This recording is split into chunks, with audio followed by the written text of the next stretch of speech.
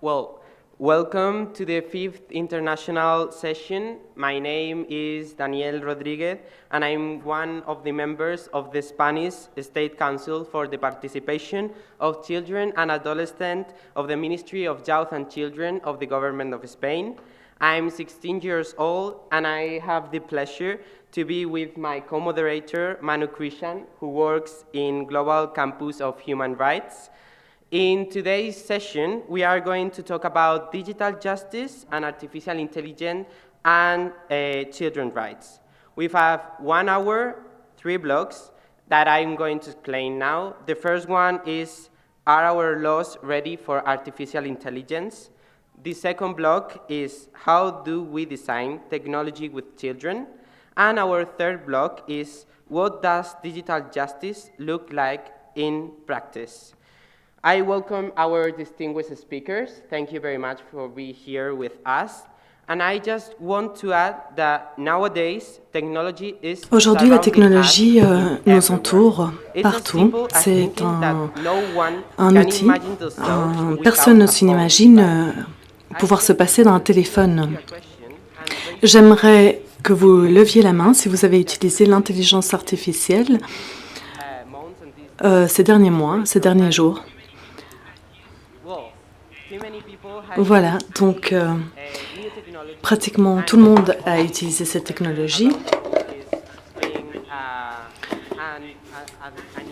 Et aujourd'hui, j'ai un objectif ferme, c'est de parler des enfants et de la justice pour les enfants et de la technologie et l'intelligence artificielle. L'intelligence artificielle a résolu beaucoup de problèmes, mais bien sûr, une utilisation incorrecte de cet outil peut soulever beaucoup de problèmes. Je vais passer la parole à Manu et merci beaucoup d'être présent dans cette salle. No, thank you so much, and Merci beaucoup. Et je dois dire que Dario nous a soutenus fortement durant tous les débats. Cette fois-ci, je lui sers d'aide. C'est lui l'acteur principal ici. Mais je dois admettre que je dois jouer le rôle du méchant parce que nous n'avons qu'une heure pour cette session. Et please be short, concise. Let us know what your name is and your background shortly. Bien, donc nous allons traiter les questions que Daniel évoque. Merci à tout le monde. Je suis professeur à Cork, en Irlande.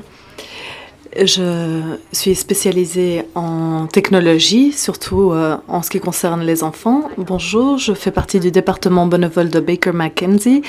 Nous travaillons sur des projets avec les enfants. Bonjour, je m'appelle Alessandro, je suis de Moldova et je suis membre du groupe consultatif et je vais vous parler de mon pays. Bonjour à toutes. Je suis avocate en Tchéquie et consultante pour un développement responsable de l'IA. Je siège au consulté éthique et technique d'une entreprise également. Et bonjour, je suis Naitol Kuba, directeur général de transformation numérique de la justice ici en Espagne. Merci tout le monde, merci de vous avoir présenté. Nous allons commencer par le premier axe. Est-ce que nos lois sont prêtes à vivre avec l'intelligence artificielle? Nous allons donc parler de l'accès à la justice et l'intelligence artificielle. Je vais vous poser une question. Comment est-ce que les lois actuelles peuvent s'attaquer aux impacts de l'IA sur les enfants? A-t-on besoin de plus de protection? La première question est posée au docteur Neda. Quelles sont les plus grandes lacunes dans nos cadres juridiques actuels lorsqu'il s'agit d'intelligence artificielle et de droits humains? Merci, Daniel. Eh bien, l'IA et la technologie fait partie de nos vies, ça fait partie de l'éducation, la défense, les services étatiques adressés aux enfants. Les entreprises technologiques se sont emparées de la question plutôt que de traiter la question. La question n'est pas traitée d'un point de vue démocratique. Donc, a-t-on besoin de lois pour réglementer cela?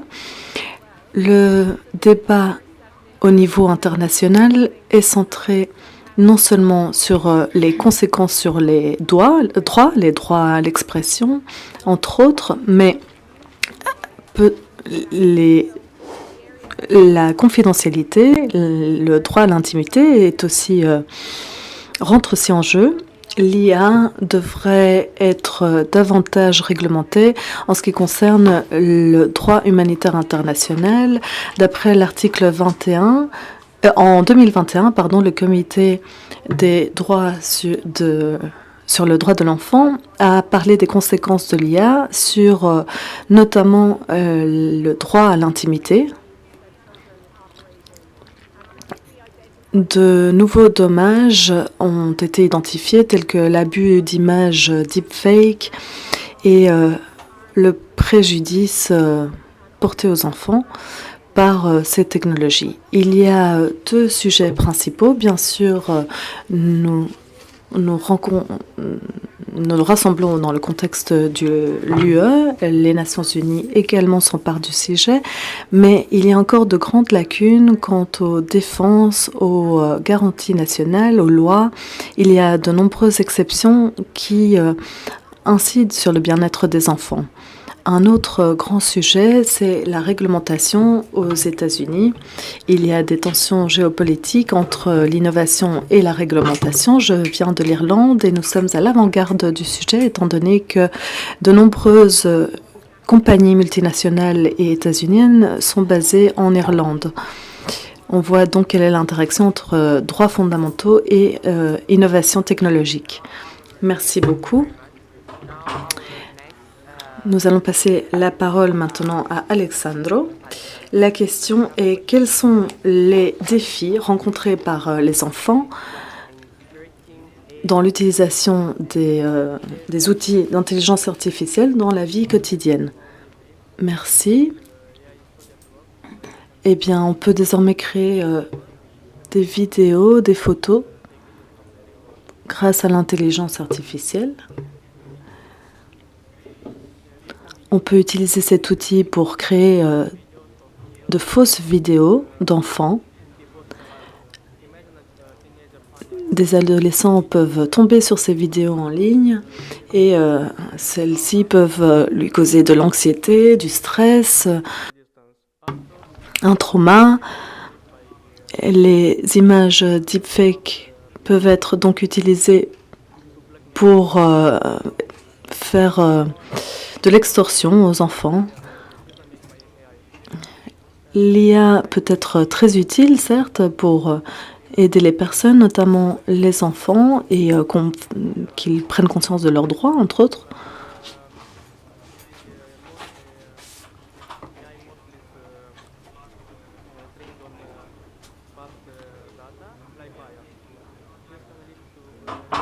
On est formé aux stéréotypes.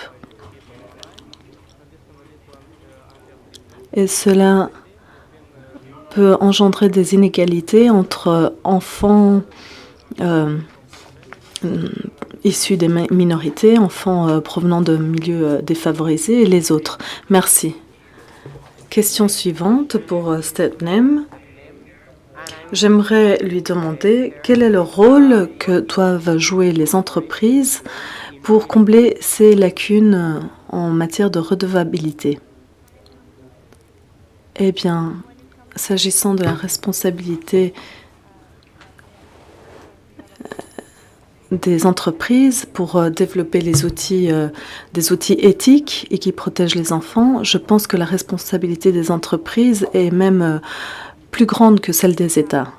Il faut des cadres juridiques, éthiques, des initiatives étatiques de l'UE, des Nations Unies. Il faut des codes pour reconnaître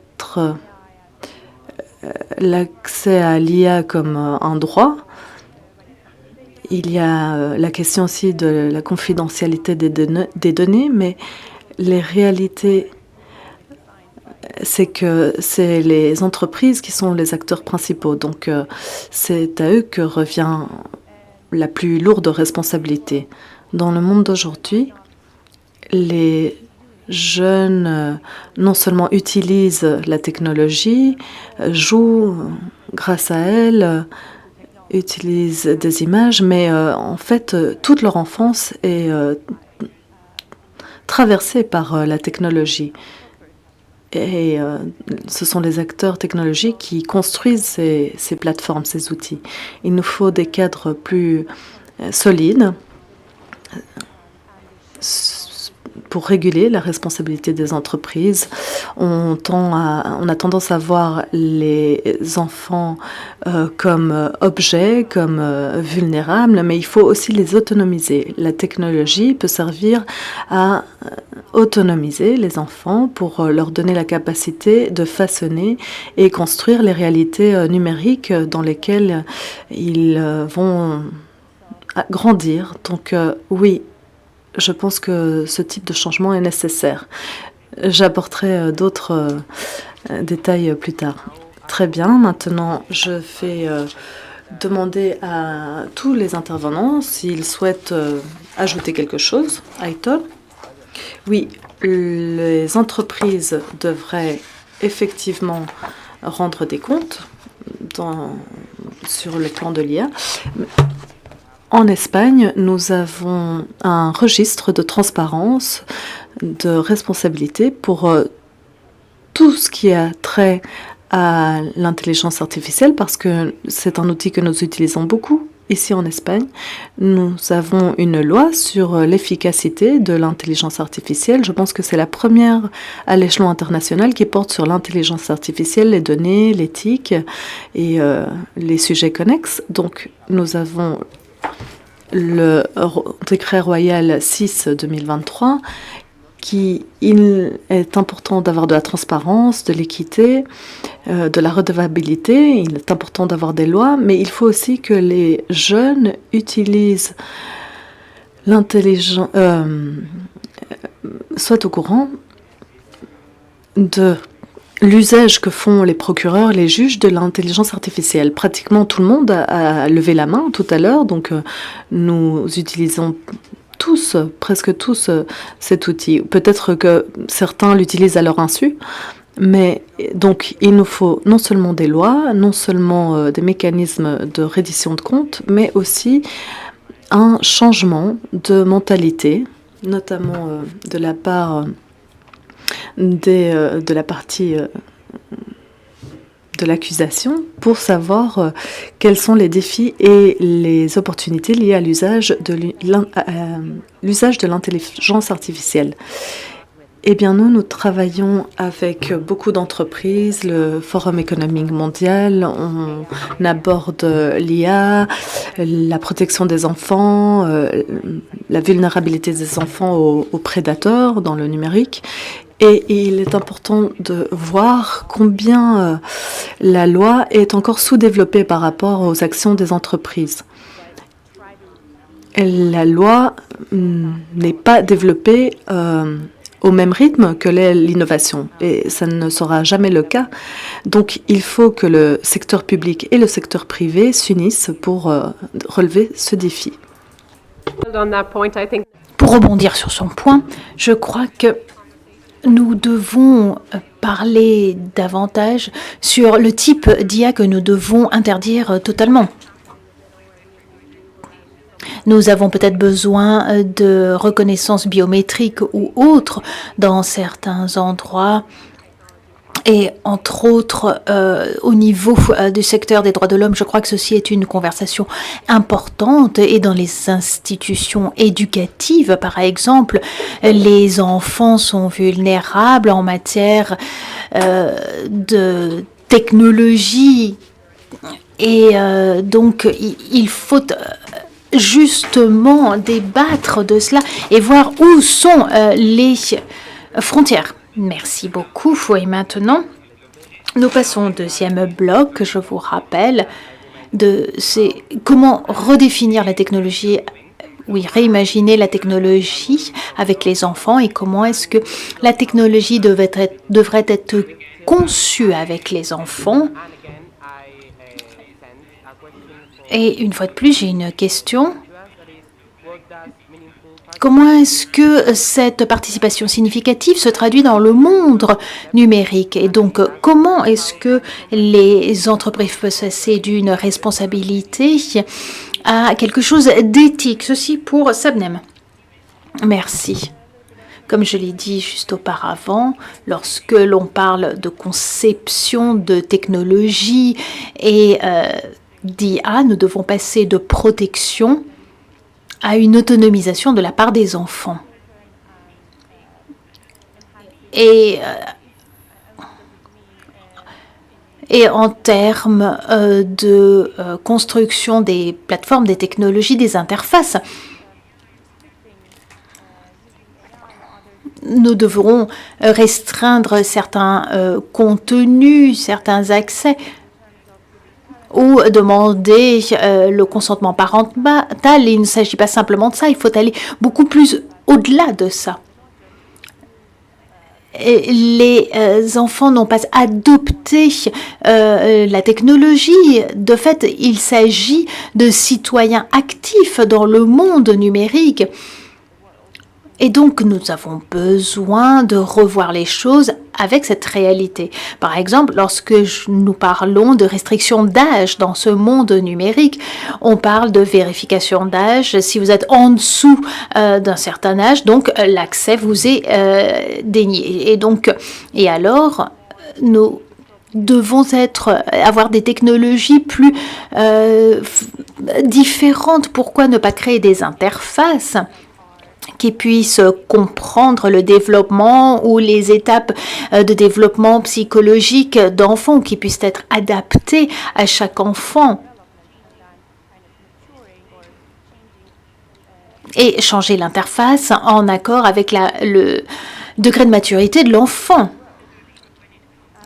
Maintenant, lorsque l'on parle de participation des enfants et comment les impliquer dans la conception de nouvelles technologies. Une fois de plus, je crois qu'ici, c'est important. L'IA est une technologie émergente et ceci offre diverses opportunités. On peut créer des systèmes où les enfants permettent une remontée d'informations continue, où ils puissent partager des expériences et la façon dont ils perçoivent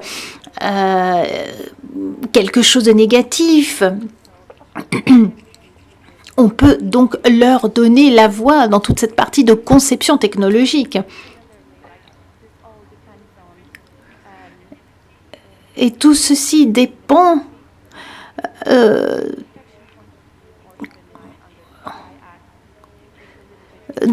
dans des termes simples. C'est pas simplement, disons, s'excuser mais donner un sens véritable. Comment expliquer aux enfants lorsqu'il y a une responsabilité légale ou lorsqu'il y a un dommage significatif, mais comment pouvoir les aider, leur expliquer véritablement les raisons derrière certaines restrictions, pour qu'ils puissent être éduqués, disons, au niveau numérique, être conscients des dommages que cela peut créer et des opportunités. Et je crois donc qu'il faut avoir des systèmes d'IA plus conscients en fonction de la maturité des enfants et créer des systèmes qui autonomisent les enfants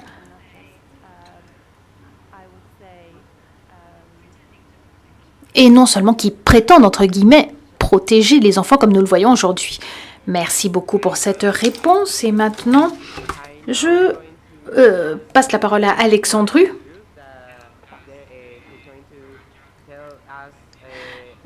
qui nous dira ce que signifie concevoir des technologies qui nous intéressent. Alors, il ne s'agit pas simplement de nous demander notre opinion.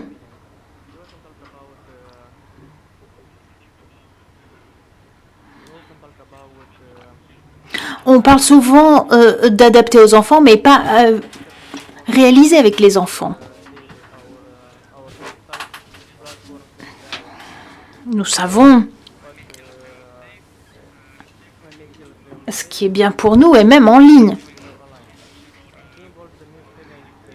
Il est important de pouvoir partager notre véritable expérience. Nous devons être des participants actifs dans toute la conception de nouvelles technologies impliquant l'IA.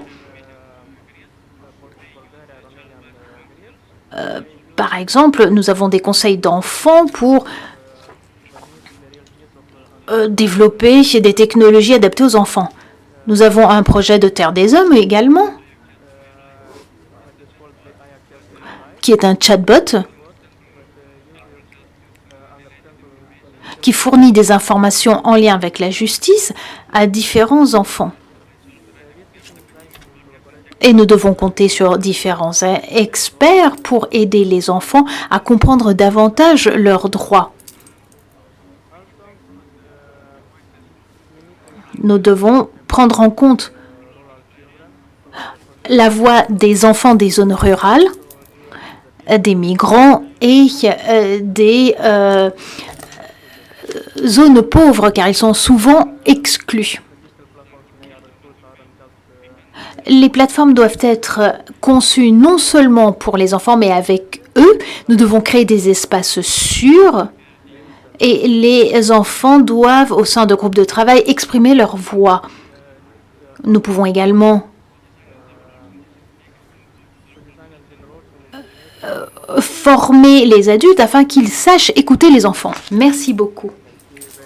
Merci pour ces réponses. Et maintenant, cédons la parole à Nessa et je vais lui demander comment mettre en vigueur les droits en matière de vie privée lorsqu'on parle de nouvelles technologies. Merci beaucoup.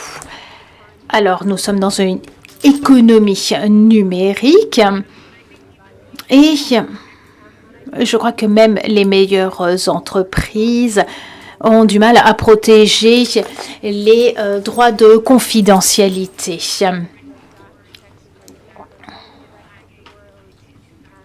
Et que beaucoup de monde ont du mal. Et finalement, lorsque l'on parle des droits des enfants, comme quelqu'un l'a déjà dit aujourd'hui, souvent les enfants et les adolescents sont sensibles à leur vie privée. Et bien évidemment, nous avons toute la partie de développement neurologique et de toutes les actions prises par les entreprises de technologie qui prennent en compte cela et qui priment les enfants.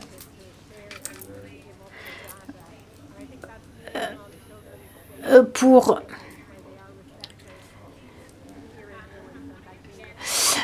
ceci est important et maintenant, je crois que ce lien avec la responsabilisation lorsque vous avez des enfants est importante. Par exemple, les enfants sont des titulaires de droits, comme vous le savez. Et donc, ceci entraîne un développement de capacités et que les enfants puissent développer des stratégies pour reconnaître les risques et ainsi renforcer leurs droits. Et ils doivent pour cela participer à la conception de plateformes. Nous avons besoin d'une interaction entre la responsabilité de l'État et des entreprises privées, comme cela a déjà été exposé. Mais je crois également que la responsabilité des familles, des parents et des aidants est également importante. Il s'agit de les éduquer sur leur droit à la vie privée, car je crois que les enfants doivent comprendre quelles sont les conséquences à court et long terme. S'ils partagent des images, des données, et ceci parfois peut être dangereux.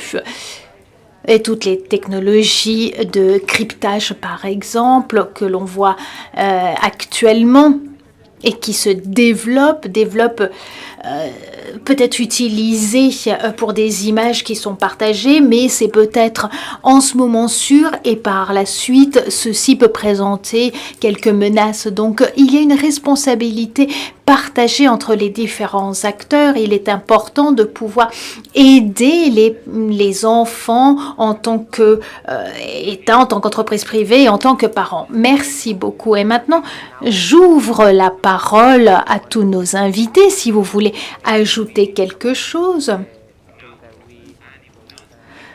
Si vous n'avez pas de commentaires, nous allons donc passer au troisième bloc sur à quoi ressemble en pratique le monde numérique. Il s'agit de notre dernier bloc et nous allons parler de la pratique dans le monde réel. Et la question est la suivante: comment est-ce que les gouvernements et les entreprises traduisent ce principe dans des actions concrètes? Et pour ce faire, je me tourne vers Aitor et lui pose cette question. Comment est-ce que l'Espagne met en œuvre ce principe? Et quelles sont les initiatives nationales qui sont menées à bien? Merci beaucoup.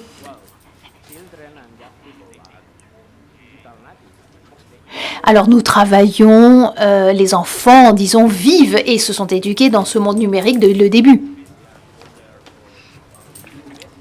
Dans les systèmes de justice, il y a des titulaires de droit. Et donc, il est important d'avoir une justice numérique.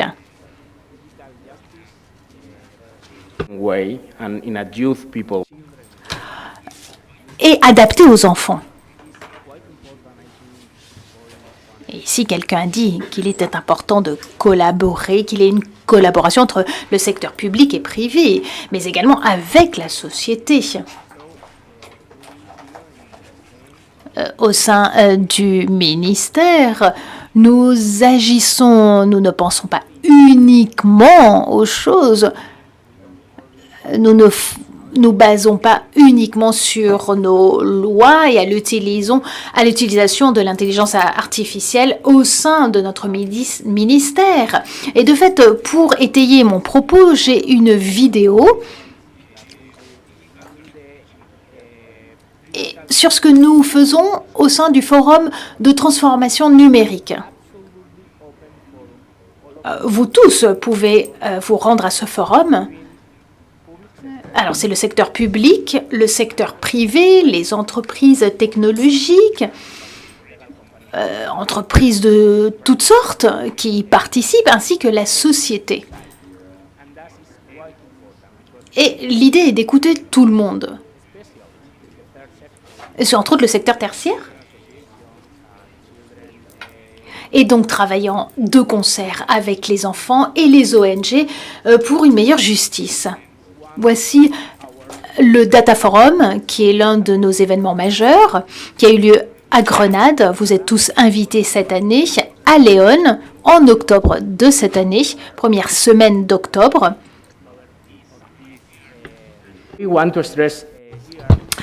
Voilà ce que nous mettons en exergue. Nous travaillons avec les personnes à l'université qui s'unissent pour un meilleur système de justice numérique en Espagne. Nous collaborons avec divers groupes universitaires qui, ensemble, conçoivent le système de justice numérique ensemble, donc pour avoir ce système qui serve réellement comme service public.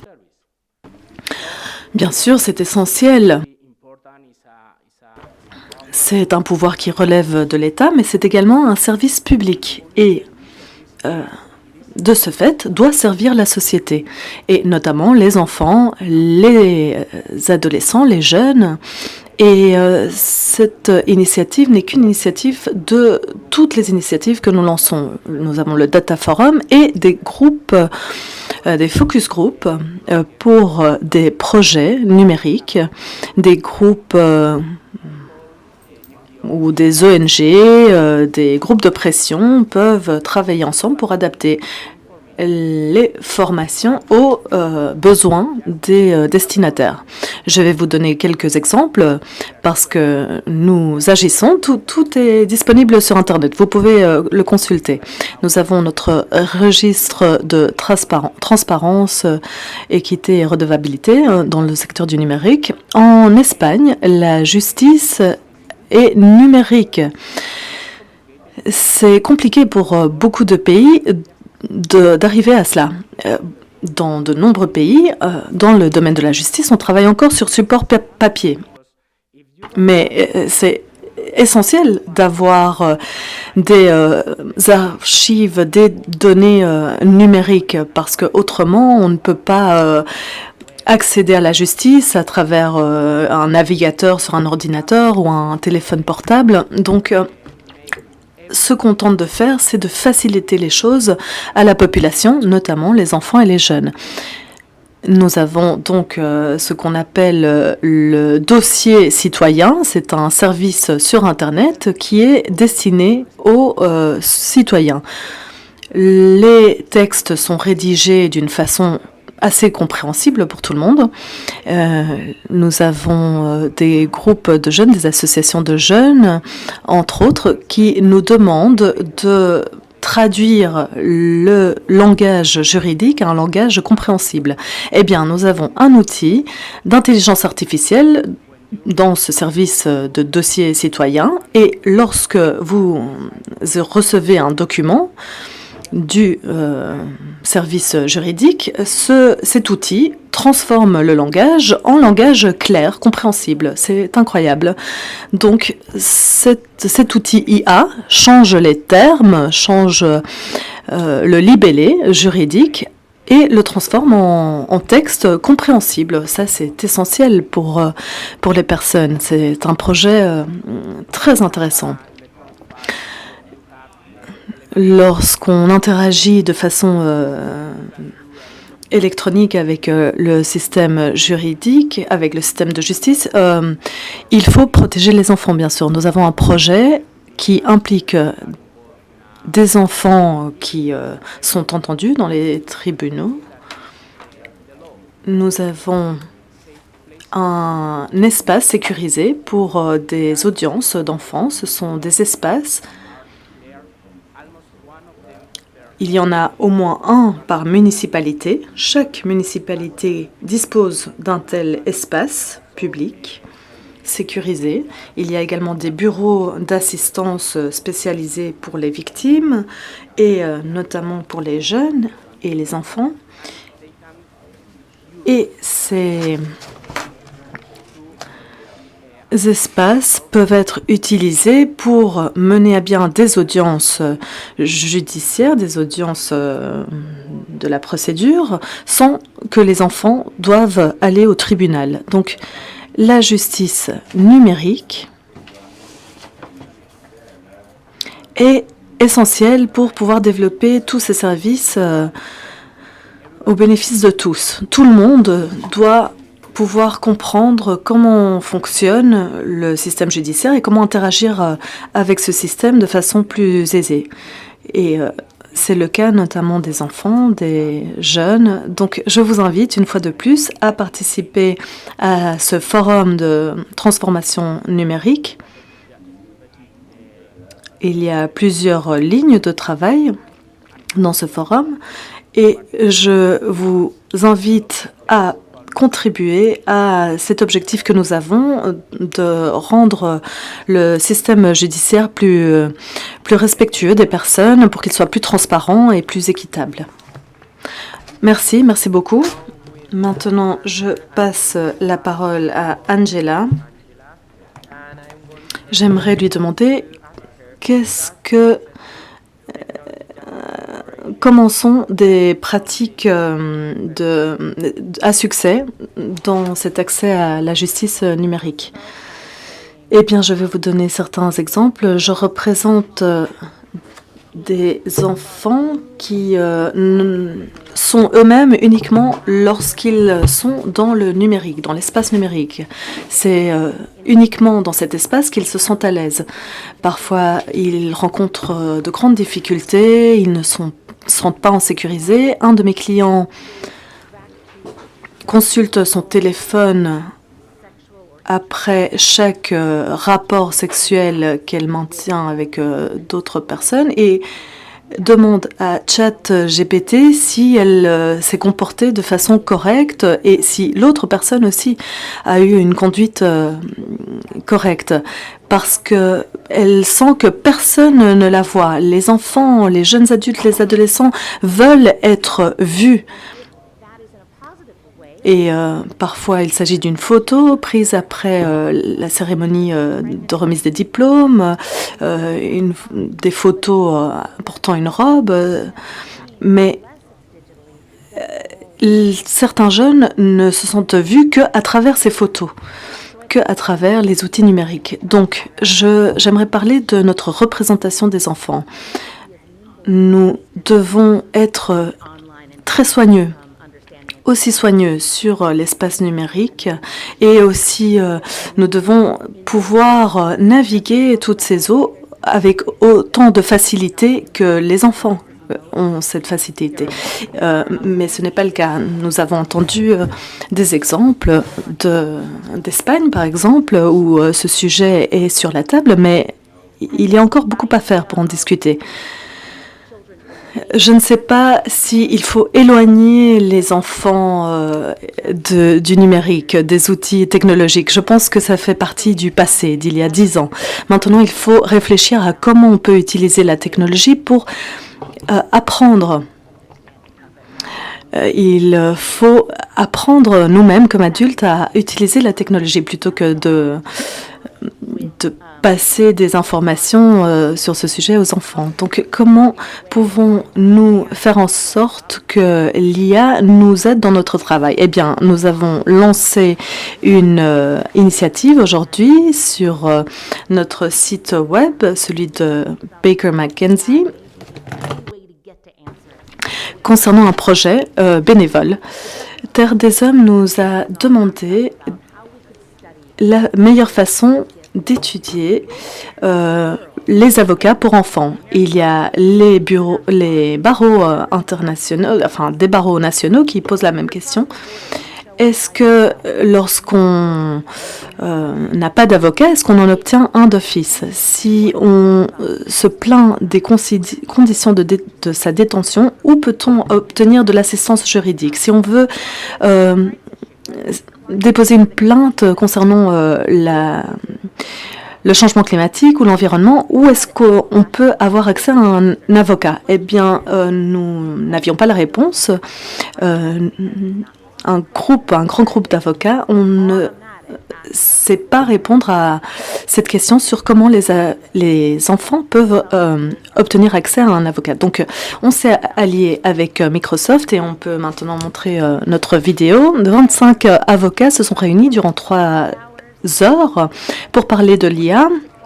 Et pour utiliser l'IA, nous avons porté notre attention sur 40 pays en Asie pour voir comment accéder à un avocat dans certaines circonstances.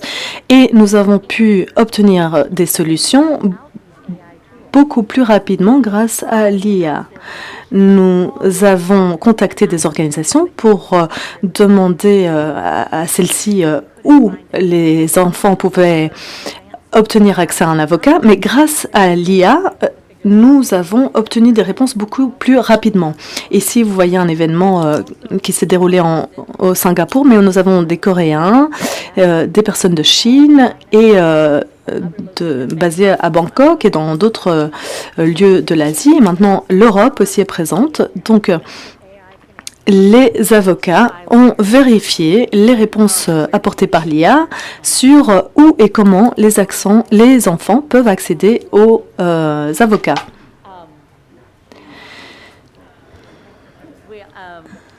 Donc, nous allons tout inclure sur le site web et ça s'appelle Laws and Lawyering. Ce sera mis à jour constamment. Et l'idée, c'est de réunir des personnes qui ne savent rien sur la question et voir comment ils peuvent obtenir des réponses. Et ensuite, contacter les personnes des différents pays pour voir si ces réponses sont réelles, si elles reflètent la réalité, si vraiment, dans ce pays, on peut obtenir accès à un avocat de la façon décrite par l'IA. Merci beaucoup pour cette initiative. Chapeau. Maintenant, nous allons ouvrir le débat. Est-ce que quelqu'un autour de la table veut ajouter quelque chose? Autrement, je m'adresse au public. Vous pouvez poser des questions ou faire des commentaires si vous le souhaitez. Vous pouvez partager vos remarques avec nous. Elles seront les bienvenues. Est-ce que quelqu'un souhaite prendre la parole? Si c'est le cas, veuillez lever la main et Manu vous donnera le micro.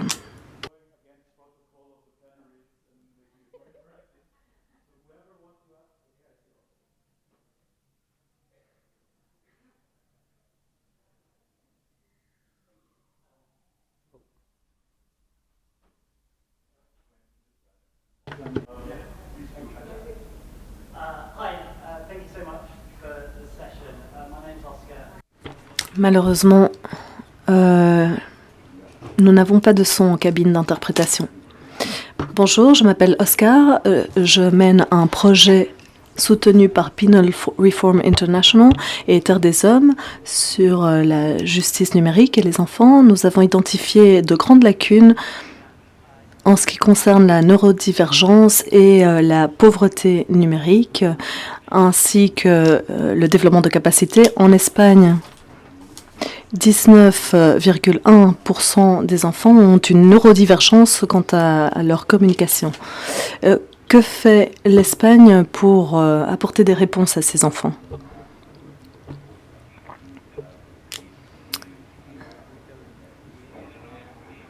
Je ne sais pas si j'ai bien compris la question. Donc, comment est-ce qu'on améliore la situation des personnes qui ne peuvent pas interagir avec le système judiciaire à cause de certaines lacunes?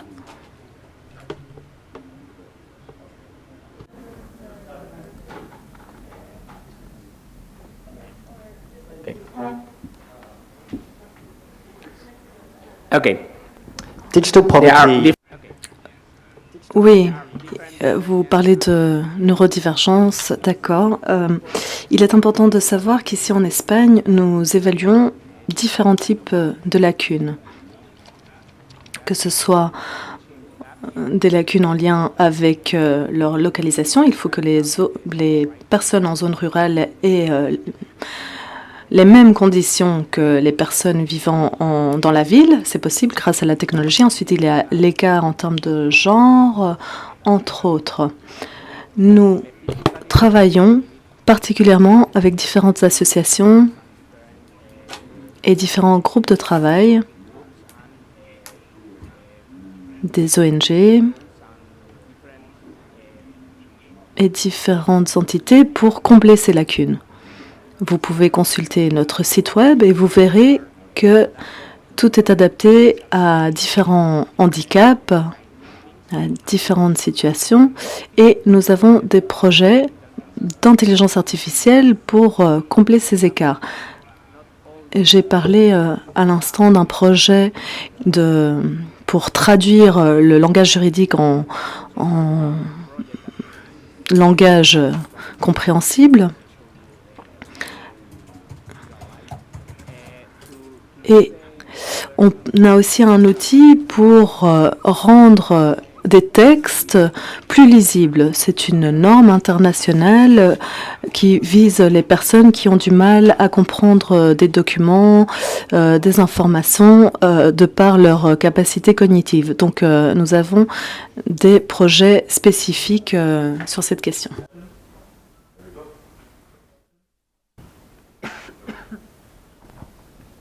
Yeah. Hi, Joshua Dankoff, representing Child Frontiers. Merci beaucoup. Je viens du Massachusetts et j'ai une question. J'ai appris récemment d'un outil IA qui est utilisé dans certains systèmes éducatifs aux États-Unis. C'est un outil de santé mentale. Disons que les jeunes peuvent parler à cet outil et il y a des mesures de protection dans le cas où ce jeune dit faire du mal à quelqu'un ou à soi-même, enfin. Et ceci est en lien avec la police. Et ceci, bien évidemment, amène à plusieurs questions.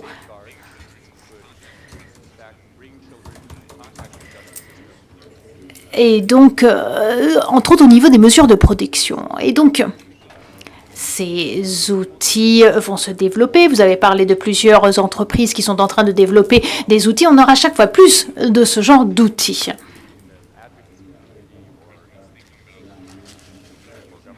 Et les gouvernements vont penser aux manières d'utiliser cela, etc. Qu'est-ce que vous en pensez?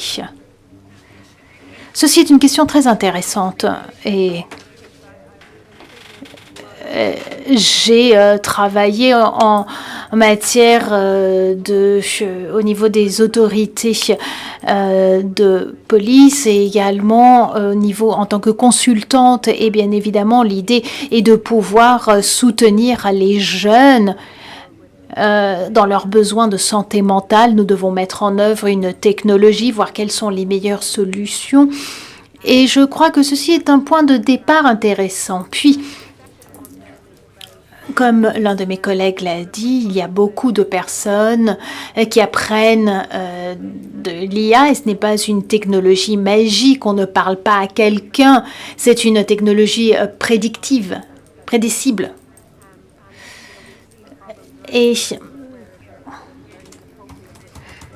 Et donc, si vous mettez en œuvre ce type de technologie avec des populations vulnérables, par exemple les enfants, il faut faire attention que cela ne fasse pas que engendrer davantage de dommages. Et donc, oui, il y a beaucoup d'innovations qui peuvent être réalisées au niveau des enfants, mais nous avons cette responsabilité d'aider et d'assistance envers les enfants. Permettez-moi d'ajouter quelque chose. Parfois, la technologie nous aide à aller plus vite. Et nous aide à aller plus vite par rapport à ce qui existe déjà. Donc, vous parlez de santé mentale. Parfois, on ne sait pas quoi faire et donc on s'axe ou on passe aux autorités, aux forces de police. Et là, nous avons un problème. Mais utiliser la technologie ne fait finalement que souligner cela. En tant que communauté en faveur des droits pour les enfants, nous devons donc prendre tout ceci à cela. C'est pas parce que vous avez accès à des services de santé mentale que tout de suite ceci vous amène à être en contact avec la police. Parfait, merci. Et nous avons encore le temps pour une question et sinon nous passons aux conclusions. Ah, excusez-moi, je voudrais dire quelque chose sur cette dernière question. Oui, allez-y. Des outils tels que ceux-là, utilisés aux États-Unis, sont intéressants. Nous avons des normes de protection plus importantes. Il y a une transparence qui doit être mise en œuvre, des droits spécifiques, une protection pour les enfants qui doit être exercée.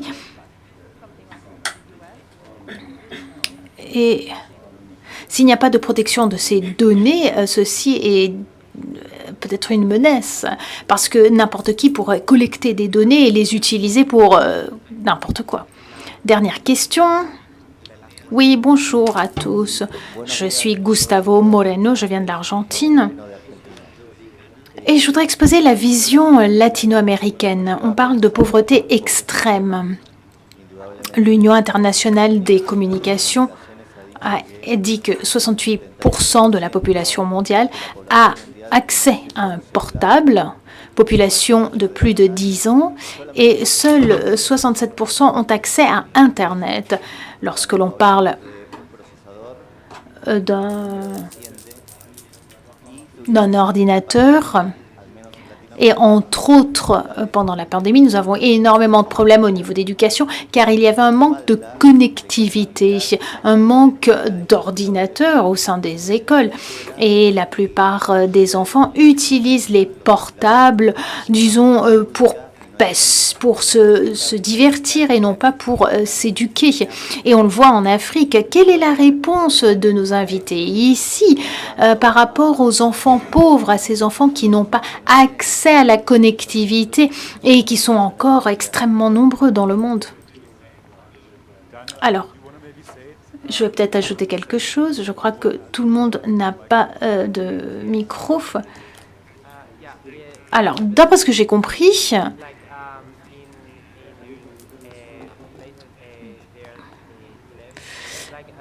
alors, nous avons des difficultés à accéder aux technologies et aujourd'hui, les élèves utilisent les portables de façon ludique et non pas pour apprendre.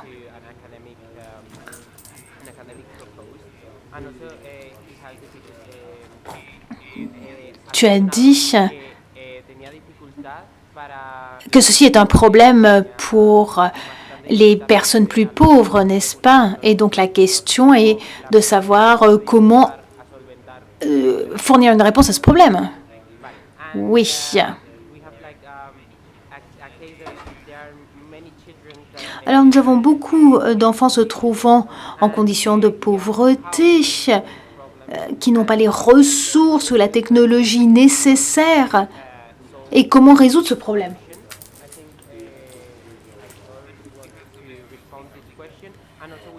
Nous avons, une autre personne du public qui voudrait également prendre la parole.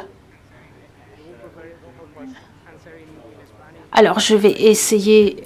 Je crois que tout le monde parle anglais ici. Comme je l'ai dit auparavant, nous évaluons 5 points ou 5 lacunes, entre autres la lacune économique. Et ceci a à voir avec l'accès à la justice. Il faut voir où se trouve géographiquement la personne. La technologie est importante pour pouvoir combler ces lacunes. Et donc,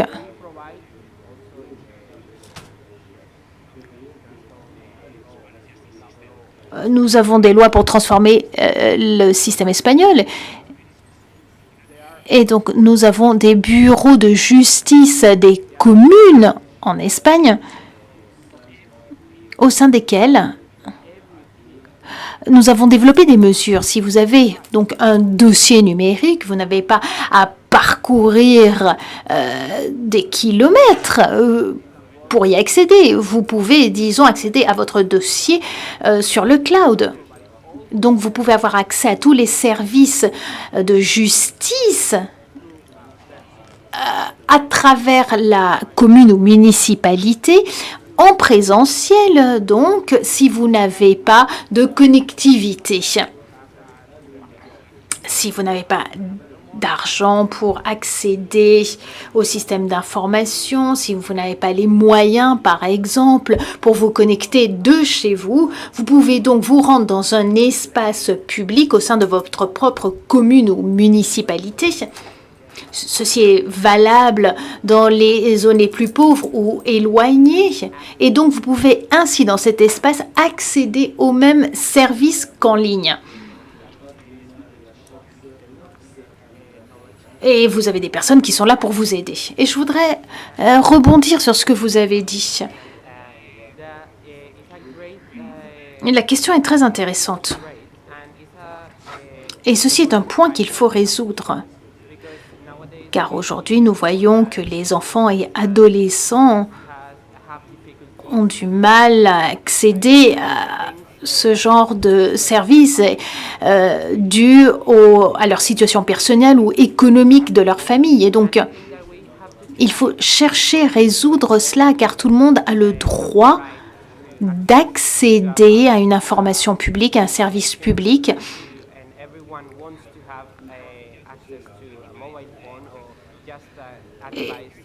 Et donc, on devrait tous avoir accès à un portable en Espagne. Les écoles bénéficient de ressources publiques et donc ceci nous permet d'avoir accès à un ordinateur pour étudier. Et donc, il est important de se concentrer sur ces ressources mises à disposition par le gouvernement et de mettre en œuvre ces projets dans d'autres pays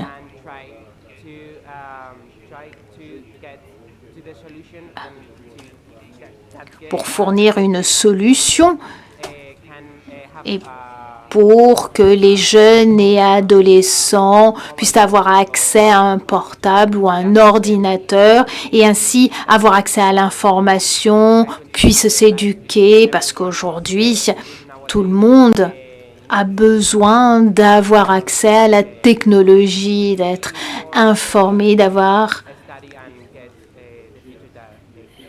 la possibilité d'étudier ce qu'ils veulent.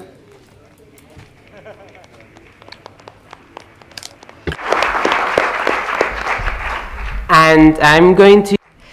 Je vais donc conclure cette session. Je suis de Madrid. Je vais donc prendre la parole en espagnol.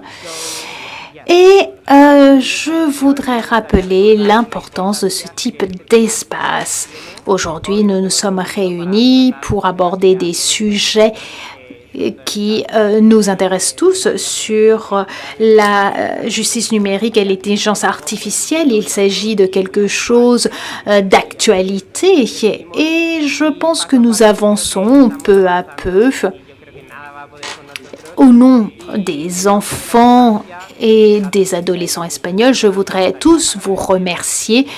Merci de nous avoir donné l'occasion de participer à ce congrès. Et on pourrait penser que la justice numérique et l'intelligence artificielle sont assez loin de nous, mais non. Tout ce qui nous touche sur tout ce qui a lieu dans cette planète, nous touche. Nous faisons partie de cette société, tout comme les adultes, et ces sujets sont également importants pour nous. Vous avez pu vous en rendre compte au cours de ce congrès. Les enfants sont présents. Nous avons tiré énormément de conclusions de celui-ci. Il y a encore beaucoup de chemin à parcourir. Mais nous avons déjà commencé à travailler, nous continuerons à le faire. Je voudrais remercier une fois de plus Manu, Nessa, Aitor, Sebnem, Angela et Jendrou. Et j'espère que vous tirerez des conclusions de cette session plénière, que vous avez profité de ce congrès qui se termine aujourd'hui et même pour nos participants en ligne. Je vous remercie.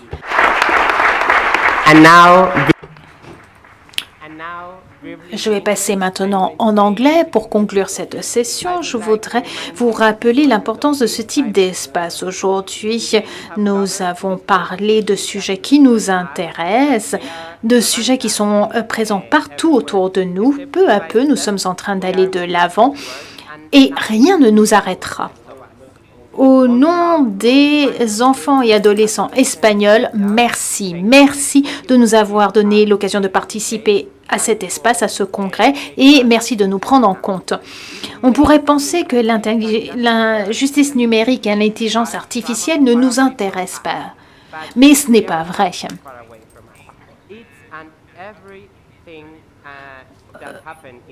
Tout ce qui se passe sur la planète nous touche également. Nous ressentons les mêmes choses que les adultes. Et même si vous ne le croyez pas, nous sommes inquiets par tout ce qui a lieu, tout ce qui se passe sur cette planète. Il y a encore beaucoup de chemin à parcourir, mais nous sommes au tout début et ensemble, nous irons très loin à ce niveau. Merci à tous nos invités et j'espère que vous repartirez avec énormément de bonnes choses. Merci à tous et maintenant je lève la session.